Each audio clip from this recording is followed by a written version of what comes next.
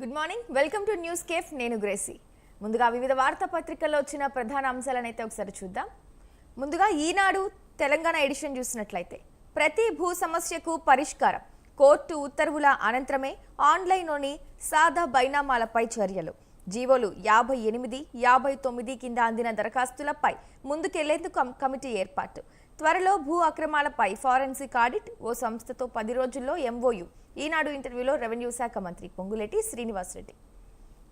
అలాగే మరో అంశాన్ని చూసినట్లయితే యూరియా కోటా పెంచండి, కేంద్ర మంత్రి నడ్డాకు సీఎం రేవంత్ రెడ్డి వినతి, జహీరాబాద్ పారిశ్రామిక స్మార్ట్ సిటీ అభివృద్ధికి చేయూతనివ్వాలని పీయూష్ గోయల్కు విజ్ఞప్తి. సవాల్ విసిరి రాలేదేం, కనీసం మంత్రులైనా వస్తారనుకున్నాం, మరో తేదీ స్థలాన్ని మీరే నిర్ణయించండి, లేదంటే కేసీఆర్కు క్షమాపణ చెప్పండి, ముఖ్యమంత్రిని ఉద్దేశించి కేటీఆర్ వ్యాఖ్యలు. మరి సీఎం రమ్మన్నది కేసీఆర్ని, రావాల్సింది అసెంబ్లీకి, ఓర్వలేకనే ప్రభుత్వంపై అవాకులు చవాకులు, కేటీఆర్పై ఉప ముఖ్యమంత్రి భట్టి ధ్వజం, మహబూబాబాద్ జిల్లాలో అభివృద్ధి పనులకు శంకుస్థాపన.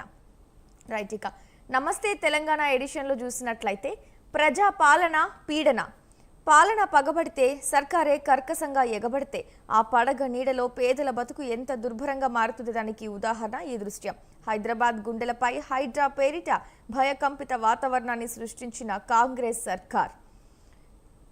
సవాల్ విసిరి ఢిల్లీకి పరార్, రచ్చ తప్ప చర్చ రాదా రేవంత్, కేటీఆర్. రైతు సంక్షేమంపై చర్చకు రావాలన్న రేవంత్ సవాల్ను స్వీకరించి ముందుగా ప్రకటించినట్టుగానే మంగళవారం సోమాజిగూడ ప్రెస్ క్లబ్లో సీఎం రాక కోసం వేచి చూస్తున్న BRS working president KTR. BRS హెచ్చరిక, సర్కారులో కదలిక, కాల్వలకు కల్వకుర్తి నీళ్లు, హరీష్ రావు అల్టిమేటంతో దిగొచ్చిన ప్రభుత్వం, సైలెంట్గా కల్వకుర్తి లిఫ్ట్ మోటార్లు ప్రారంభం, ఎమ్మెల్యేలతో వెళ్లి నీళ్లొదిలిన మంత్రి జూపల్లి, పాలమూరును ముద్దాడిన కృష్ణమ్మ జలాలు, ఇది కేసీఆర్ విజయమంటూ రైతన్నల హర్షం. అవినీతికి మరో మెట్టు, మత్స్య శాఖలో బిల్లులకు 12% కమిషన్, చేప పిల్లల సరఫరాదారులకు బిల్లులు పెండింగ్, తనకు కమిషన్ చెల్లిస్తేనే క్లియర్ చేస్తానన్న నేత. ఇక సాక్షి తెలంగాణ ఎడిషన్ చూసినట్లయితే కోటా పెంచండి, యూరియా సరఫరాపై కేంద్ర మంత్రి నడ్డాకు ముఖ్యమంత్రి రేవంత్ రెడ్డి వినతి, యూరియా సకాలంలో సరఫరా కాకపోవడంతో ఇబ్బందులు, జూలై కోటా ఇప్పటి వరకు 29,000 టన్నులే సరఫరా అయింది, కేంద్ర మంత్రి పీయూష్ గోయల్తోనూ భేటీ. బోధకులు లేరు, రోగులు ఉండరు, రాష్ట్రంలోని పలు ప్రైవేటు వైద్య కళాశాలల్లో అధ్వాన పరిస్థితులు. చర్చ జరగాల్సింది అసెంబ్లీలో, అక్కడ లెక్కలతో సహా అన్ని వివరిస్తాం, ప్రెస్ క్లబ్లకొచ్చి సవాల్ అంటే ఎట్లా. రైట్, ఆంధ్రప్రదేశ్ ఎడిషన్స్ చూసుకుందాం. ముందుగా ఆంధ్రజ్యోతి ఈనాడు ఏపీ ఎడిషన్ చూద్దాం. ఫస్ట్, రాయలసీమ అభివృద్ధికి ప్రత్యేక బ్లూ ప్రింట్, సాగునీటి సంఘాలతో అమరావతిలో భారీ సమావేశం, ముఖ్యమంత్రి చంద్రబాబు, శ్రీశైలంలో కృష్ణమ్మకు పూజలు, సారె సమర్పించిన సీఎం, డ్యామ్ గేట్లు ఎత్తడంతో దిగువకు పరవళ్లు, మోదీకి బ్రెజిల్ అత్యున్నత పురస్కారం, ద్వైపాక్షిక సంబంధాల బలోపేతానికి గుర్తింపు, సుస్థిరతకు మూల స్తంభం, ఇరు దేశాల భాగస్వామ్యం, ప్రధాని మోదీ. 4 ఏళ్లలో ఏ ఒక్క ఏడాది ఇతర రాష్ట్రాల్లో చదివిన స్థానికేతరులే, రాష్ట్రంలోని స్థానికేతర కోటాను ఏపీ విద్యార్థులకు కేటాయించేలా ఇటీవల ప్రభుత్వ ఉత్తర్వులు. ఏపీ పీఈసెట్ కౌన్సిలింగ్కు హాజరైన తెలంగాణలో చదివిన విద్యార్థుల్లో ఆందోళన. ఇక సాక్షి ఏపీ ఎడిషన్లో కూడా సర్కారు బడికి బాయ్ బాయ్, ప్రభుత్వ పాఠశాలలో భారీగా తగ్గిపోయిన విద్యార్థులు, పడిపోయిన ప్రవేశాలు, ఉన్నవారు టీసీలు తీసుకుపోతున్న వైద్యం. ఇక ఆంధ్రజ్యోతి ఏపీ ఎడిషన్ చూసుకున్నట్లయితే రాష్ట్ర అభివృద్ధిపై జగన్ కుట్రలు, విశాఖలో జీసీసీ, మధురవాడలో ఇన్నోవేషన్ క్యాంపస్ ఏర్పాటు, జలమే జీవం, సంపద అభివృద్ధికి నీరే ఆధారం, గోదావరితో ఉభయ రాష్ట్రాలు సుభిక్షం, సీఎం. రైట్, ఇవి ఇప్పటి వరకు నా ప్రధాన వార్తల్లో వచ్చిన హెడ్లైన్స్ అయితే చూసాం. ఇక వీటిపై వివరణ అందించడానికి, విశ్లేషణ అందించడానికి మనతో జూమిన్ ద్వారా రెడీగా ఉన్నారు డి శివరామిరెడ్డి గారు, విశ్లేషకులు. నమస్తే sir, good morning. Good morning అండి. రైట్ సార్, మనం మొదటగా చూసుకున్నట్లయితే ఏదైతే ఈ తెలంగాణ రాజకీయాల్లో సవాళ్ళు ప్రతి సవాళ్ళు ఎక్కువైపోతున్నట్టు మనం చూస్తున్నాం. అసలు నిన్నే జరిగింది అంటే ఆల్రెడీ రైతు సంక్షేమం చర్చకు రావాలని సీఎం రేవంత్ రెడ్డి కేటీఆర్ పై బహిరంగంగానే సవాల్ విసిరారు. మరి దాన్ని ఆయన స్వీకరించి నిన్న ప్రెస్ క్లబ్ లో బహిరంగంగానే ప్రతి సవాల్ విసిరినారు కేటీఆర్. మరి ఆ అంశాన్ని అయితే మనం ఎలా చూడొచ్చు అంటారు? ఒక రకంగా అంటే మనం చెప్పాలంటే ఇటీవల కాలంలో ముఖ్యంగా సవాళ్ళు ప్రతి సవాళ్ళు అన్నవి తారాస్థాయికి దాటిపోయాయి. అంటే ఒక రకంగా ఈ basic norms, morality and politics ఇలాంటివన్నీ కూడా పక్కన పెట్టి వీధి పోట్లాటలలాగా లేకపోతే కయ్యారి కాలు దువ్వేలా ఈ గతంలో మంత్రివర్గంలో పనిచేసిన వారు, సీనియర్ నాయకులు ఎవరైనా కానివ్వండి, ఒక రకమైనటువంటి ఒక జుగుప్సాకరమైనటువంటి వాతావరణం అయితే మన తెలంగాణ రాష్ట్రంలో ప్రస్తుతం నెలకొని ఉంది. ఏమిటంటే ఇప్పుడు పాలకపక్షం, ప్రతిపక్షం ఈ రెండు ఇరుసులు లాంటి, రెండు చక్రాలు లాంటివి ఒకటే ఇరుసుకి.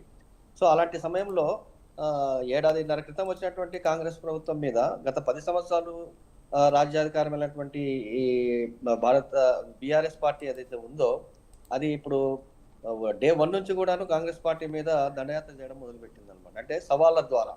ఇప్పుడు ప్రస్తుతం మనం చూసుకుంటే నిన్న మంత్రి కేటీ రామారావు, మాజీ మంత్రి కేటీఆర్ గారు నిన్న ప్రెస్ క్లబ్ లో రేవంత్ రెడ్డి గారికి సవాలు విసిరిన నేపథ్యంలో ఆయన ప్రెస్ క్లబ్ లో రేవంత్ రెడ్డి గారి రాక కోసం వెయిట్ చేశారు. మరి రేవంత్ రెడ్డి గారు ఏమో ఢిల్లీలో ఆయన కార్యక్రమాల్లో ఉన్నారు మరి.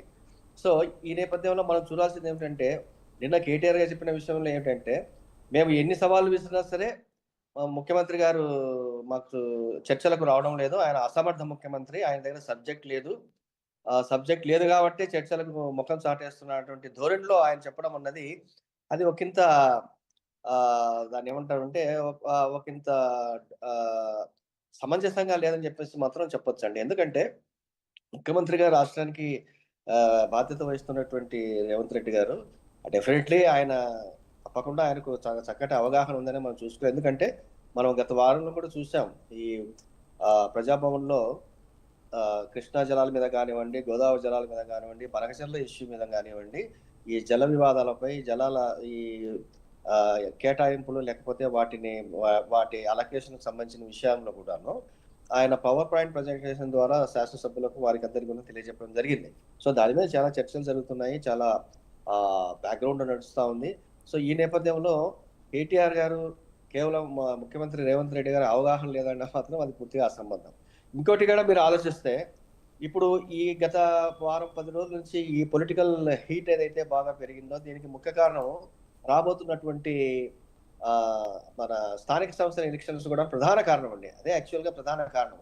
మనకు 2 ఎలక్షన్స్ రాబోతున్నాయండి. ఒకటి స్థానిక సంస్థల ఎన్నికలు అంటే పంచాయతీ సమితులు, ఈ ఎంపీటీసీలు, జెడ్పీటీసీలు వీళ్ళకి సంబంధించినటువంటి ఎన్నికలు ఒకటైతే, రెండోది జూబ్లీ హిల్స్ ఉప ఎన్నిక కూడాను, అది కూడాను దాదాపు ఒక 4-5 నెలల్లో అది కూడాను వచ్చేటటువంటి అవకాశం ఉంది.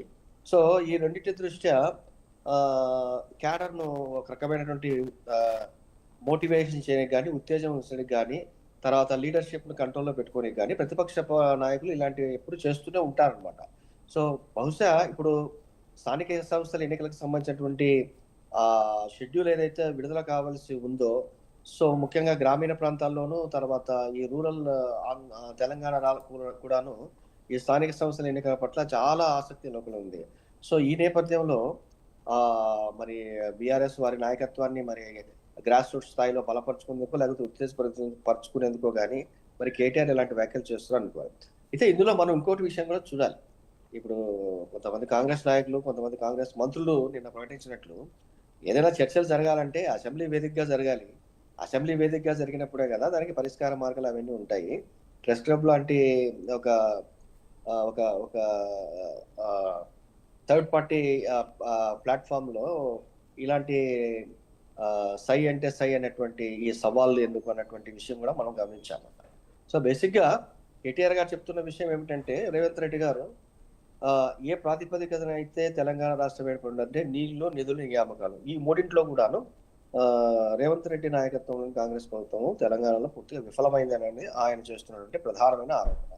సో వారిని ఒక పత్రికా మీడియాతో మాట్లాడుతూ ఆయన చెప్పిన విషయం కూడా ఏమిటంటే నీళ్లు, నిధుల నియామకాలను నీళ్ళేమో ఆంధ్ర రాష్ట్రం వాళ్ళు పట్టుకెళ్తున్నారు, నిధులేమో ఢిల్లీ వాళ్ళు తీసుకెళ్తున్నారు, నియామకాలేమో తొత్తులకు ఇస్తున్నారు అన్నటువంటి ఇలాంటి ఒక కామెంట్ కూడా కేటీఆర్ చేయడం జరిగింది. మరి అది ఎంత సహేతుకమో ఎంతో అది మనము చెప్పాల్సిన విషయం కాదు కానివ్వండి. బట్ బేసిక్ గా అయితే బాణాలు, వాగ్బాణాలు, పరుషమైనటువంటి పదజాలాలు ఈ యొక్క పొలిటికల్ అట్మాస్ఫియర్ ను, పొలిటికల్ యొక్క ఈ వేడిని బాగా పెంచే దిశగా అయితే ఉన్నాయని మనం ఈజీగా చెప్పచ్చు. సో ఇది ప్రస్తుతం జరుగుతున్నటువంటి వ్యవహారము. అయితే మనం చూడాలి మరి ఇప్పుడు కేసీఆర్ గారు, కేటీఆర్ గారు మరి ఆ అసెంబ్లీని వేదికగా చేసుకుంటారా? లేకపోతే ఇలా బయటనే వాళ్ళు సవాళ్ళు ప్రతి సవాళ్ళు విసురుకుంటారనేది మనం వేచి చూడాల్సినటువంటి అంశం. రైట్ అండి. అలాగే ఇక మరొక అంశం కూడా చూసినట్లయితే ప్రతి భూ సమస్యకు కూడా పరిష్కారం అని చెప్పి మంత్రి పొంగులేటి శ్రీనివాసరెడ్డి చేసిన వ్యాఖ్యలనైతే మనం చూస్తున్నాం. ఏదైతే జీవోలు 58, 59 కింద అందిన దరఖాస్తులపై ముందుకెళ్లేందుకు ఒక కమిటీ కూడా ఏర్పాటు చేస్తామని చెప్పడం జరిగింది. మరి ఈ వ్యాఖ్యలను ఎలా చూడొచ్చు అంటారు? అంటే ఈ వ్యాఖ్యలకు ఒక చిన్న నేపథ్యం కూడా ఉందండి. ఇప్పుడు యాక్చువల్‌గా ఈరోజు ఈ ముఖ్యంగా ఈ భూభారత్ ఈ ధరణికి సంబంధించినటువంటి ఈ భూ విషయంలో కొంతమంది కోర్టుకు వెళ్ళడం జరిగింది. అది హైకోర్టులో ఈరోజు దానిపైన హైకోర్టు ఒక తీర్పును ప్రకటించేటటువంటి అవకాశం ఉంది. ఈరోజు బుధవారం కదా! సో, ఈరోజు తీర్పును ప్రకటించే అవకాశం ఉంది కాబట్టి బహుశా ఆహ్, ఈ రెవెన్యూ మంత్రి గారి ఈ యొక్క భూభారత్ సంబంధించినటువంటి ఈ యొక్క ఇంటర్వ్యూని కూడా మనం పత్రికలో ప్రధానంగా చూసాం ఈరోజు.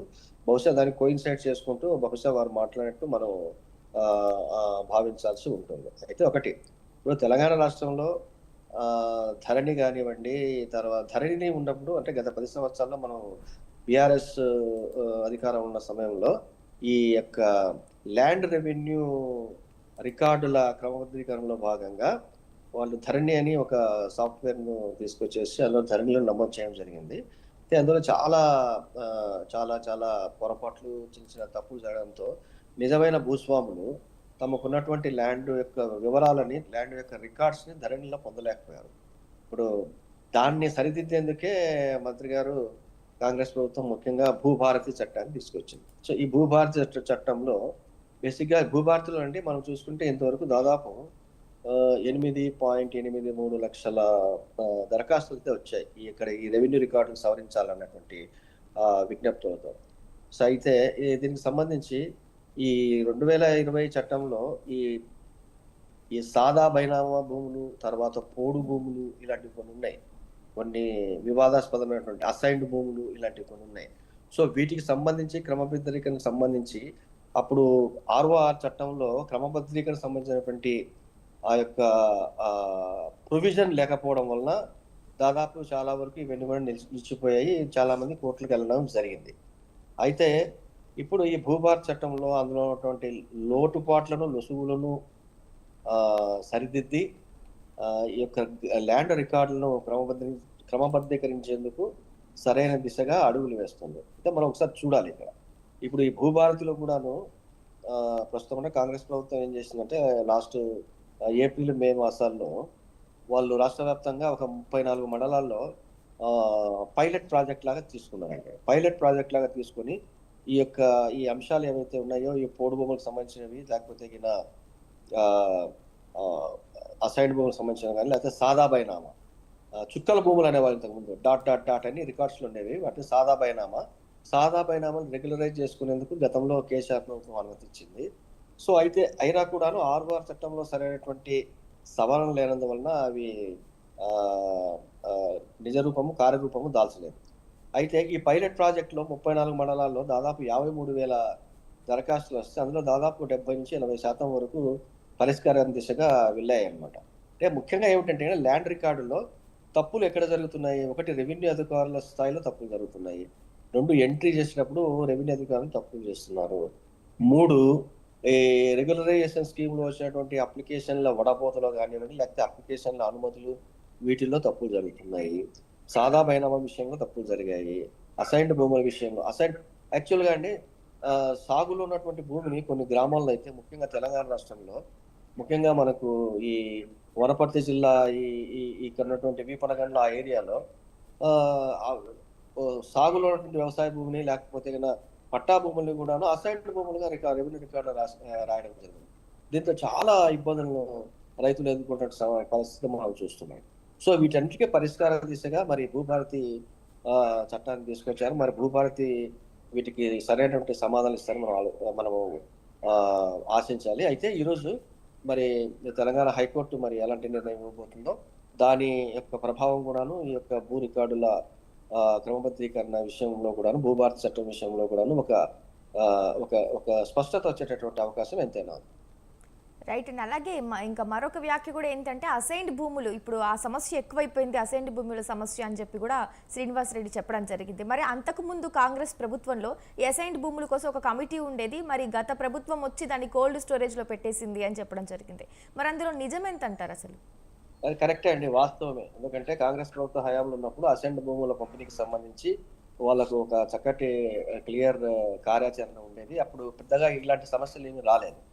అప్పుడు గతంలో ముఖ్యంగా మన మాజీ ముఖ్యమంత్రి వైఎస్ రాజశేఖర రెడ్డి గారి అధీనంలో ఉన్నటువంటి 850 ఎకరాల్లో దాదాపు 350 ఎకరాల అసైన్డ్ భూములు తన వ్యవసాయ క్షేత్రం ఉడుపుపాయలో ఉన్నాయని అప్పట్లో సాక్షాత్తు వైఎస్ రాజశేఖర రెడ్డి గారే అసెంబ్లీలోనే ప్రకటించిన విషయాన్ని మనం చూసాం. సో బేసిక్గా కాబట్టి అప్పుడు ముఖ్యమంత్రి గారు ఏమన్నారంటే, అప్పుడు ఈ రాజశేఖర రెడ్డి గారు, మా తండ్రి గారు రాజారెడ్డి గారు, ఆయన తెలియక ఈ భూములన్నీ కూడాను మా అధీనంలో ఉన్నాయండి, కానీ ఇప్పుడు రికార్డ్స్ చూసిన తర్వాత ఇవన్నీ అసైన్డ్ భూములు కాబట్టి నేను వాటిని తిరిగి ఇచ్చేస్తానని చెప్పేసి ఆయన తన యొక్క నిజాయితీని చాటుకున్నారు. మనం అది ప్రస్తుతం అక్కడ కాంగ్రెస్ ప్రభుత్వం ఉన్నటువంటి చరిత్ర. అయితే మరి కాంగ్రెస్ ప్రభుత్వం పోయిన తర్వాత మనకు తెలంగాణ ఏర్పడిన తర్వాత వచ్చినటువంటి ఈ తెలంగాణ రాష్ట్ర సమితి ఆధ్వర్యంలోని పార్టీ మరి అసైన్డ్ భూమికి సంబంధించి సరైనటువంటి ఒక ఒక కార్యాచరణ తీసుకోలేదని చెప్పేసి చెప్పాలి. తర్వాత ఈవెన్ సాదా బైనామా విషయంలో కూడాను ప్రకటించారు, జనాల్లో చాలా ఆశలు రేకెత్తించారు, కానీ అవి యాక్చువల్గా ఇంప్లిమెంటేషన్ వచ్చేసరికి ఇదో ఈ ధరణి ఈ 2020 చట్టంలో వాళ్ళు సరైనటువంటి అమెండ్మెంట్ కి సంబంధించిన ప్రొవిజన్ లేకపోవడంతో అవన్నీ నిలిచిపోయాయి. సో ఇవన్నీ కూడా లోటుపాట్లే. ఇవన్నీ కూడా ఇప్పుడు క్షేత్రస్థాయిలో ఏమిటంటే ఈ గ్రామాల్లో ఉన్నటువంటి ప్రజలకి, భూమిపై వ్యవసాయంపై ఆధారపడి రైతులకి ముఖ్యంగా ఈ హక్కులు అన్నవి వాళ్ళకి లేకపోతే వాళ్ళ యొక్క బాధ వర్ణనాతీతము. కొంతమంది చాలా మంది కాకపోవడం వల్ల ముఖ్యంగా రెవెన్యూ అధికారుల చుట్టూ తిరిగి ఇవన్నీ కార్యరూపం దాల్చుకోవడం వల్ల విసిగి వేసారి ఆత్మహత్యలు చేసుకోవటువంటి విషయాన్ని కూడా మనం తెలంగాణ రాష్ట్రంలో చూసాం. కాబట్టి మరి ఇప్పటికైనా సరే దీనికి ఒక పరిష్కారం వస్తుందని మనం ఆశించవచ్చు. రైట్ అండి. ఇక మరొక అంశం కూడా చూస్తే జలమే జీవం, ఏదైతే రాయలసీమ అభివృద్ధికి ప్రత్యేక బ్లూ ప్రింట్ అని నిన్న కృష్ణమ్మకు ముఖ్యమంత్రి చంద్రబాబు నాయుడు శ్రీశైలం గేట్లు ఎత్తడంతో దిగువకు కృష్ణమ్మ పరుగులు పెట్టిన అంశాన్ని అయితే మనం చూడాలి. మరి ఈ అంశాన్ని ఎలా చూడొచ్చు అంటారు? ఒకటే అంటే నిన్న ఆంధ్రప్రదేశ్ ముఖ్యమంత్రి చంద్రబాబు నాయుడు గారు మరి శ్రీశైలంలో ఈ గేట్లను ఎత్తి ఈ కృష్ణా జలాలని దిగువ ప్రాంతాలకు వెళ్లే విధంగా నిన్న ఆయన జలహారతి కార్యక్రమంలో పాల్గొని అక్కడ కొన్ని వ్యాఖ్యలు చేశారు. ఇప్పుడు మనకు ముఖ్యంగా ఏంటంటే మనకు ఈ తెలంగాణ ఆంధ్ర రాష్ట్రాలకి జీవ నదులుగా ఉన్నటువంటి ఒకవైపు గోదావరి, రెండోవైపు కృష్ణ, ఇవి రెండే మన యొక్క రైతులకు కానీ మన యొక్క జనజీవన స్రవంతిలో అవి మనకు మనకు ఒక మన మన మన జీవితం నదులపై ఆధారపడింది. కాబట్టి మన రైతులు, మన సమాజం యొక్క మనుగడ కూడాను ఈ యొక్క నదుల్లో లభించేటటువంటి నీటిపైన ఆధారపడి ఉంది. అయితే ఇప్పుడు చంద్రబాబు నాయుడు గారు నిన్న అసలు ఆయన జలహారతి తర్వాత మాట్లాడుతూ వారు ఏమన్నారంటే, రాయలసీమకు సంబంధించి ఒక బ్లూ ప్రింట్ లాంటిది ఒకటి ప్రకటిస్తున్నానని చెప్పేసి నిన్న ఆ విధంగా ఆయన వ్యాఖ్యలు చేయడం జరిగింది. ఇప్పుడు ఆల్రెడీ ఈ యొక్క కృష్ణా జలాలను కానివ్వండి, లేకపోతే కన్నా గోదావరి జలాలు కానీ మరి రాయలసీమ సాగునీరు, తాగునీరు కోసం వాటిని వినియోగిస్తున్నారు. అది కేటాయింపులకు విరుద్ధంగా ఉందని చెప్పేసి ఒకవైపు తెలంగాణ రాష్ట్రంలో ఒకవైపు అలజడి జరుగుతోంది. రెండో వైపు తెలంగాణ ఈ గోదావరి తర్వాత కృష్ణా జలాల్లో తెలంగాణ వాటాను పట్టించుకోకుండా ఆంధ్రప్రదేశ్ ప్రభుత్వం వారి ప్రజలకు వినియోగించుకునేందుకు రేవంత్ రెడ్డి గారు సహకరిస్తున్నటువంటి విమర్శ కూడా మనం వింటూనే ఉన్నాం. ఒకటి, ఇప్పుడు రాయలసీమకు ఈ కృష్ణా జలాల్లో దాదాపు 1000 టీఎంసీలు వారికి నికర జలాలు కేటాయించారు. అయితే ఇప్పుడు ఏ సంవత్సరంలో కూడాను 500-600 టీఎంసీలకు మించి వాళ్ళు నిల్వ చేసుకోలేకపోతున్నారు. ఇంకా వారికి 400 టీఎంసీల కృష్ణా జలాలు నిల్వ చేసుకునే అవకాశం ఉంది. అయితే ఇప్పుడు మనకు ఈ యొక్క వరద నీరు వచ్చినప్పుడు దాన్ని నిల్వ చేసుకున్నటువంటి స్టోరేజ్ కెపాసిటీ చేయడం వల్ల అవి వృధాగా శ్రీశైలం నుంచి నాగార్జున సాగర్ నుంచి పులిచింతల నుంచి కృష్ణా బ్యారేజ్ ద్వారా మనకు వచ్చేసి బంగాళాఖాతంలో కలుస్తున్నాయి. సో ఎక్కడ కూడా వీటిని మనం నిల్వించుకోవడానికి అవకాశం లేదు. సో మరి వృధాగా పోతున్న జలాలను వాడుకుంటే ఎవరికి తప్పేమీ లేదు. మరి వృధాగా వాడుకున్న జలాల మీద కూడా వివాదాలు చేస్తున్నటువంటి అంశాన్ని మనం చూస్తున్నాము. సో కాబట్టి ఈ రెండు రాష్ట్రాల మధ్య ఇప్పుడు నీటి వివాదం అన్నది ఇది ప్రకటనలతోనే కాకుండా ఆ, ప్రాజెక్టుల యొక్క ప్రాజెక్టులను చేపట్టే విషయంలో కూడాను చాలా ఇబ్బందికరమైన పరిస్థితి జరుగుతుంది. ఎందుకంటే ఒకరి మీద ఒకరు ఫిర్యాదు చేసుకుంటూ, కేంద్ర జల సంఘానికి ఫిర్యాదు చేసుకుంటూ ప్రాజెక్టులు రూపొందకుండా అడ్డుకున్నటువంటి అంశాలు మనం గమనిస్తున్నాం. రైట్. కాబట్టి ఈ జల వివాదాలను పరిష్కరించడంలో ఇరు రాష్ట్రాలు సామరస్యంగా పరిష్కరించుకుంటే ఇటు తెలంగాణ రైతాంగానికి, అటు ఆంధ్రప్రదేశ్ రైతాంగానికి కూడాను, ఇరువురికి కూడాను మంచి జరిగేటువంటి అవకాశం ఉంది. రైట్ అండి, థ్యాంక్ యూ. ఇవాళ న్యూస్ కేఫ్లో పాల్గొని వివిధ వార్తాపత్రికల్లో వచ్చిన ప్రధాన అంశాలపై వివరణ అందించినందుకు, విశ్లేషణ అందించినందుకు ధన్యవాదాలండి డి శివరామిరెడ్డి గారు, విశ్లేషకులు. ఇది ఇవాల్టి న్యూస్ కేఫ్. చూస్తూనే ఉండండి స్వతంత్ర.